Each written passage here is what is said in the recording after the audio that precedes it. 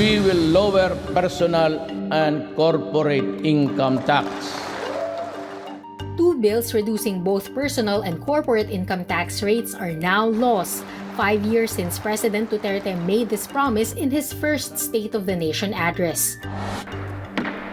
Congress prioritized the passage of the so-called Train and Create bills since they are on the list of important measures identified by the Legislative Executive Development Advisory Council.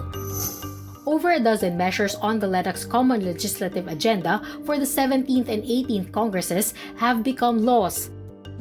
George Barcelon, the private sector's representative to the LEDAC, credits close coordination among the Council's members for the passage of priority measures, especially those that languished in previous administrations. We have to be at least somehow on equal footing with the ASEAN nations. The inclusion of a bill in LEDAC's list, however, isn't always a guarantee of its passage. Several priority measures are still stuck in the Senate after being passed by the House. Senate Majority Leader Juan Miguel Zubiri says rules in each chamber affect the pace of legislation.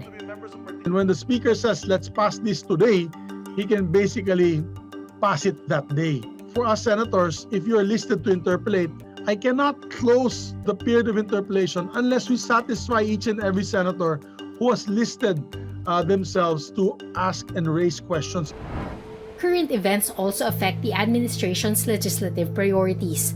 Congress rushed the passage of the Anti-Terrorism Act of 2020 even if it wasn't on the LEDAC's list. Duterte certified as urgent 2 economic stimulus bills to help persons and sectors hit by the crisis. The shift to federalism has been abandoned. Instead, Duterte wants Congress to pass economic measures such as amendments to the laws on public service, retail trade liberalization, and foreign investments. Health-related bills such as the creation of a Center for Disease Control and a Medical Reserve Corps are also priorities. I think the various agencies are responsive. They know, especially under this situation, yung Bayanihan Heal as One is very crucial. With the elections less than a year away, Zubiri admits Congress is pressed for time to pass about 24 bills on the LEDAC's priority list.